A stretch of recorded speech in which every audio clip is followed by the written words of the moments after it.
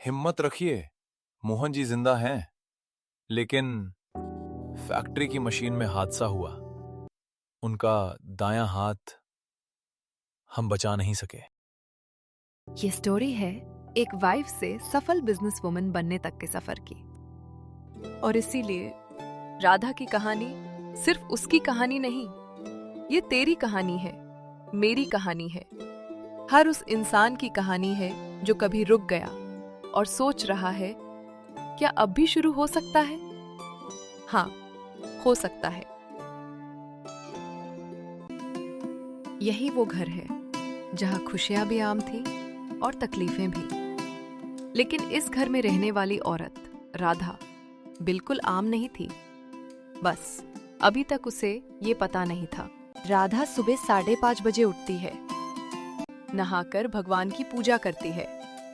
उसके बाद रसोई की तरफ जाती है। राधा अपने मन ही मन बातें करते हुए, आज विहान को पराठा खाना है, कल उसने आलू वाला बोला था। परी को दूध नहीं पीना, नहीं तो आज फिर नाटक होगा। माँ, आज स्कूल नहीं जाना। अरे विहान बेटा, जल्दी तैयार हो जाओ। अगर आज भी लेट पहुंचे ना तो टीचर मैडम तुम्हें लेट आने का सुपर चैंपियन का अवार्ड देंगी और साथ में तुम्हारे गालों पर 2 प्यार भरी चपटे भी फ्री में मिलेंगी। अवार्ड? अरे नहीं नहीं, मैं अभी स्कूल जा रहा हूँ। माँ, मेरा नीला रिबन कहाँ है? आज मेरा ड्राइंग कंपटीशन है। परी, वो अलमारी की ऊपर वाली शेल्फ में है। 3 दिन पहले तुमने ही रखा था।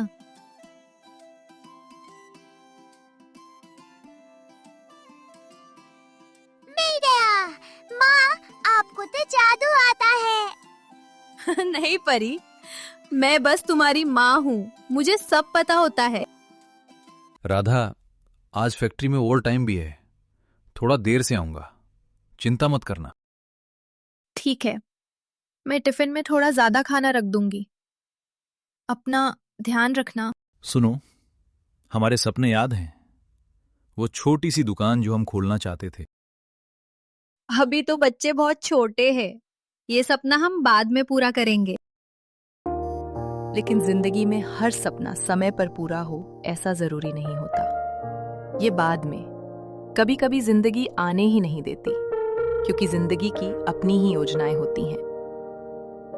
राधा रोज की तरह बच्चों को स्कूल छोड़ती है, फिर घर लौटकर पूरे मन से सफाई करती है, कपड़े धोती है और रसोई का काम निपटाती है। थोड़ी देर के लिए पड़ोसन सुशीला से 2 बातें कर लेती है, फिर समय होते ही बच्चों को लेने स्कूल चली जाती है। उसकी पूरी दुनिया बस अपने परिवार और उनकी खुशियों के इर्द गिर्द ही घूमती रहती है। हर दिन लगभग एक जैसा होता है, लेकिन उसके चेहरे पर शिकायत की जगह हमेशा एक हल्की सी मुस्कान रहती है।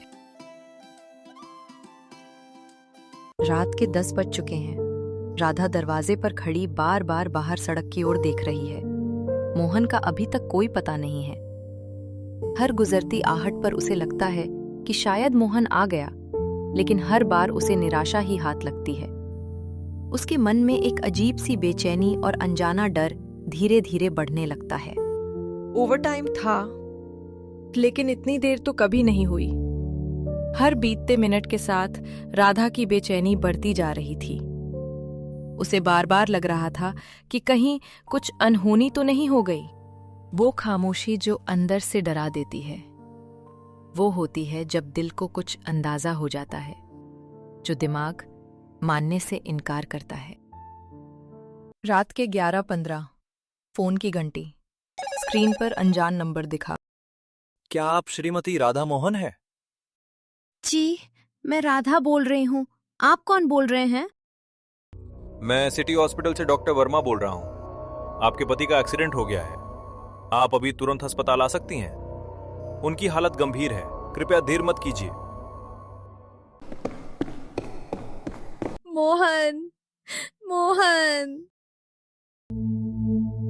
राधा, देखो, भगवान ने जान बचा ली, यही सबसे बड़ी बात है।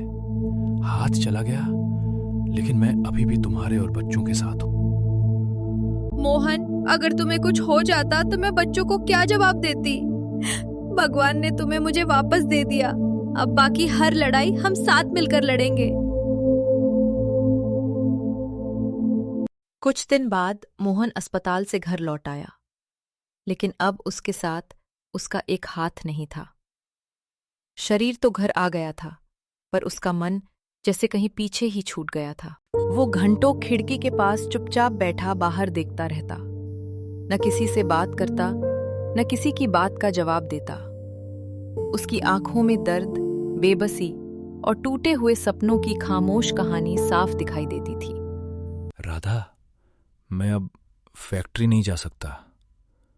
अब मैं क्या करूंगा? आप कुछ मत सोचिए, अभी पहले ठीक हो जाइए। मैं अब घर का खर्च कैसे चलाऊंगा? तुम्हारा, बच्चों का ख्याल कैसे रखूंगा?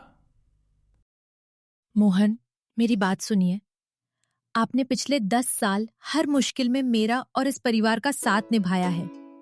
अब मेरी बारी है, मैं सब संभालूंगी। ये मेरा आपसे वादा है। राधा ने मोहन से वादा तो कर लिया था, लेकिन वह खुद भी नहीं जानती थी कि आगे क्या करेगी। घर में जितनी बचत थी, उससे मुश्किल से 15 दिन का ही खर्च चल सकता था। कुछ दिन बीत गए। एक दिन राधा घर के लिए राशन का सामान लेने पास की दुकान पर पहुंची। वहां जाकर उसने दुकानदार से कहा, रमेश भाई, कुछ राशन उधार हो सकता है? आटा, दाल, चावल। मैं आपको पैसे बहुत जल्द लौटा दूंगी। हाँ राधा बहन, क्यों नहीं, आप चिंता मत कीजिए, मैं अभी सामान देता हूँ। बहन, ये लीजिए सामान। और सुनिए, मेरी पत्नी कह रही थी कि आपके हाथ का खाना बहुत स्वादिष्ट होता है। अगर आप चाहें तो इस हुनर से कुछ काम भी शुरू कर सकती हैं। राधा ने रमेश भाई का शुक्रिया अदा किया और राशन का सामान लेकर वहां से चली गई। लेकिन रमेश भाई की बात उसके मन में घर कर गई। वो सोचने लगी कि शायद अपने हाथ के बने स्वादिष्ट खाने से वो कुछ पैसे कमा सकती है। जो काम मैं रोज करती हूँ, खाना बनाना, इसकी जरूरत तो हर किसी को होती है। हर किसी के पास रोज खाना बनाने का समय नहीं होता। दफ्तर जाने वाले लोग, कामकाजी महिलाएं, बुजुर्ग, छात्र, सभी को घर जैसा खाना चाहिए। Tiffin service? हाँ, मैं टिफिन सर्विस शुरू कर सकती हूँ। सुशीला भी उसकी मदद के लिए आ पहुंची, पर राधा को जल्दी समझ आ गया कि टिफिन सर्विस शुरू करना जितना आसान लगा था, असलियत उससे कहीं ज्यादा कठिन थी। पहला हफ्ता गुजरा, सिर्फ 4 ग्राहक मिले। कमाई नाम मात्र की थी और उम्मीदें डगमगाने लगी थीं। राधा, सिर्फ 4 टिफिन के ऑर्डर से क्या होगा? तुम्हारे तो इतने सारे खर्चे हैं। शुरुआत तो 4 से हुई है, कल यही 40 भी हो सकते हैं। हाँ, तुम सही कह रही हो। हर शुरुआत एक से ही होती है। एक दिन सब्जी खराब हो गई, 200 रुपए का नुकसान हो गया। दूसरे दिन साइकिल से टिफिन का डिब्बा गिर गया और सारा खाना बिखर गया। फिर एक दिन एक ग्राहक ने आखिरी समय पर ऑर्डर रद्द कर दिया और राधा को पूरा टिफिन वापस लेकर लौटना पड़ा।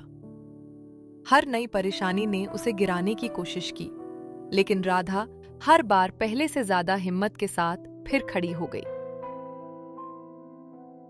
मोहन अपनी पत्नी की हर तरह से मदद करना चाहता था, लेकिन एक हाथ न होने की वजह से वो खुद को लाचार महसूस करता था। वो हर दिन राधा की मेहनत देखता और मन ही मन सोचता कि काश वो भी कुछ कर पाता। एक दिन अचानक उसके दिमाग में एक ख्याल आया। मोहन ने एक हाथ से अपना फोन उठाया और मुस्कुराते हुए राधा से कहा, राधा सुनो, मैं भी तुम्हारी मदद कर सकता हूं। हमारे मोहल्ले का एक व्हाट्सएप ग्रुप है, मैं उसमें तुम्हारी टिफिन सर्विस का मेन्यू और नंबर भेज देता हूं। हो सकता है किसी को घर जैसा खाना चाहिए हो। क्या लोग ऑर्डर करेंगे? करेंगे, तुम्हारा खाना अच्छा है, बस उन्हें पता होना चाहिए। मैं टाइप कर रहा हूं, राधा की रसोई, घर का खाना, घर जैसा प्यार, रोज ताजा टिफिन, उचित दाम।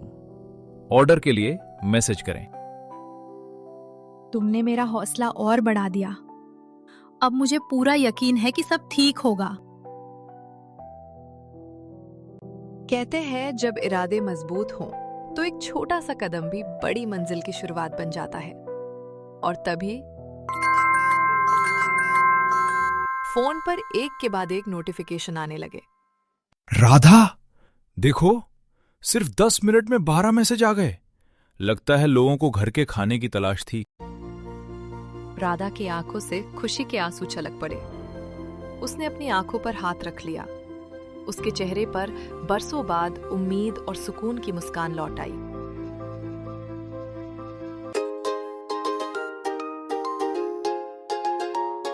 ऑर्डर 4 से 25 हो गए। राधा अकेले नहीं संभाल पा रही। सुबह 4 बजे उठना, रात 11 बजे तक काम, हाथ दर्द करते पैर सूज गए। राधा, तुम सो नहीं रही ठीक से? नहीं, अभी नहीं सो सकती। कहीं कोई नया ऑर्डर आ गया तो छूट जाएगा। क्यों ना अब एक हेल्पर रख लो? अभी हेल्पर रखना आसान नहीं है, उसे भी पैसे देने होंगे। राधा, इसे खर्च मत समझो, इसे अपने काम में लगाया गया निवेश समझो। आज जो पैसा लगाओगी वही कल तुम्हारी कमाई बढ़ाएगा। राधा कुछ पल के लिए सोच में डूब गई। इतना जोखिम उठाने की हिम्मत जुटाना आसान नहीं था। उसी मोहल्ले में सुनीता नाम की एक औरत रहती थी। वो काम की तलाश में थी। उसके पति लंबे समय से बीमार थे और पूरे घर की जिम्मेदारी अब उसी के कंधों पर थी। दीदी, सुना है आपने अपना काम शुरू किया है। मुझे भी काम की बहुत जरूरत है। कोई भी काम दे दीजिए, मैं पूरी मेहनत और ईमानदारी से करूंगी। राधा ने उसकी ओर देखा। उसकी आंखों के सामने अपना बीता हुआ समय घूम गया। वह भी कभी ऐसी ही बेबस औरत थी, जो बस एक मौके की तलाश में थी। शायद आज वही मौका किसी और की जिंदगी बदल सकता था। सुनीता ने भी पूरी मेहनत और ईमानदारी से काम शुरू कर दिया। दोनों साथ मिलकर खाना बनाती, टिफिन पैक करती और समय पर ग्राहकों तक पहुंचाती। देखते ही देखते उनका छोटा सा काम रफ्तार पकड़ने लगा।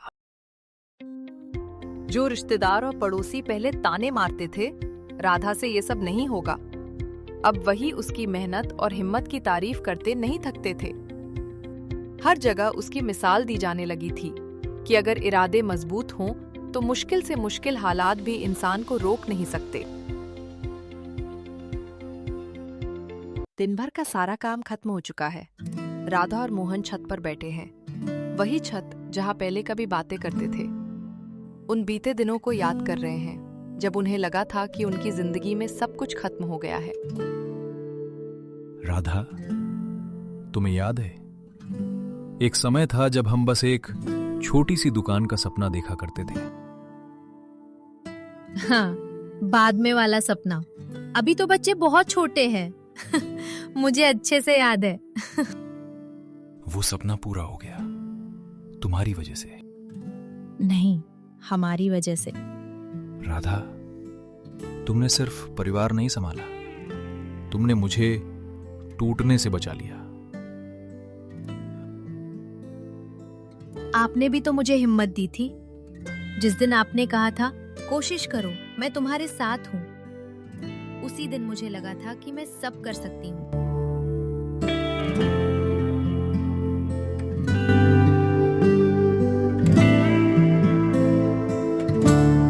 लेकिन जिंदगी में समय हमेशा एक जैसा नहीं रहता। मुश्किलें जिंदगी का अटूट हिस्सा है। वे आती भी हैं और चली भी जाती हैं। दूसरे साल उनके सामने एक नई चुनौती खड़ी हो गई। इलाके में एक बड़े केटरर ने बहुत सस्ते टिफिन की सेवा शुरू कर दी। नए कैटरर ने अपने टिफिन की कीमत राधा के खाने से 10 रुपए कम रखी। धीरे धीरे लोगों ने सस्ते टिफिन की ओर रुख करना शुरू कर दिया और राधा के ऑर्डर कम होने लगे। दीदी, लोग अब वहां जा रहे हैं।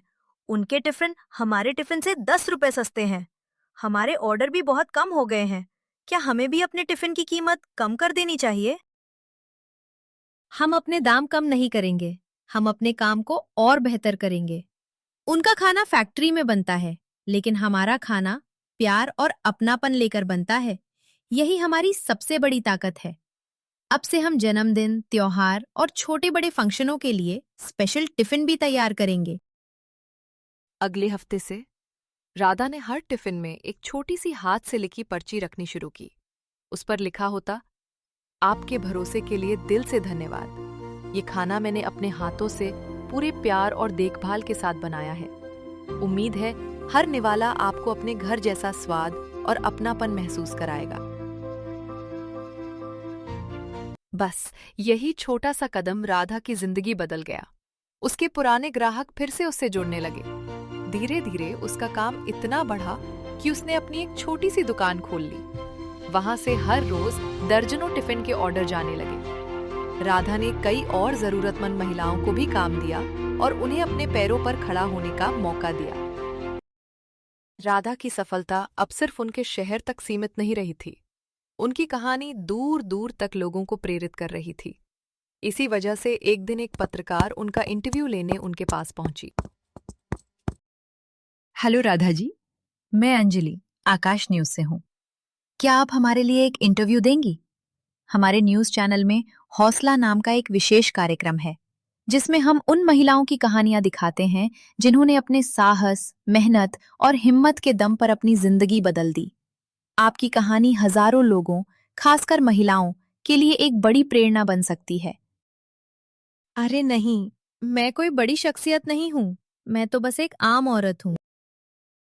राधा जी, आपने सिर्फ 4 टिफिन से शुरुआत करके 150 रोजाना ऑर्डर और अपना एक कैफे खड़ा कर लिया। इस सफर में आपके साथ 2 छोटे बच्चे थे, बीमार पति थे और समाज के ताने भी। इतनी मुश्किलों के बावजूद आपने हार नहीं मानी। ये कोई आम बात नहीं है। मैं तो बस अपनी जिम्मेदारियां निभा रही थी। लेकिन अगर आपको लगता है कि मेरी जिंदगी का ये सफर दूसरी महिलाओं को हिम्मत और प्रेरणा दे सकता है, तो मैं जरूर इंटरव्यू दूंगी। ठीक है राधा जी, आप तैयार हो जाइए। हम 1 घंटे बाद आपका इंटरव्यू लेने आएंगे। Thank you so much.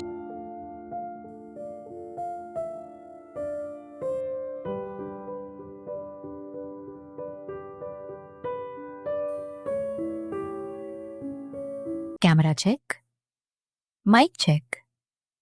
Hello दोस्तों, आइए आज मिलते हैं एक ऐसी महिला से जिसने एक माँ, एक पत्नी और एक मजबूत इंसान के रूप में हर मुश्किल का डटकर सामना किया। बिना हार माने, बिना रुके, उन्होंने अपने परिवार का सहारा बनकर ये साबित कर दिया कि अगर इंसान के पास हौसला। राधा ने कोई बड़ी डिग्री नहीं ली, कोई बड़ी ट्रेनिंग नहीं की। वो एक घर की औरत थी जो सिर्फ ये जानती थी कि खाना कैसे बनाते हैं। लेकिन उसने एक चीज और भी सीखी थी कि उठना कैसे है, गिरने के बाद, टूटने के बाद, अब नहीं हो सकता के बाद भी।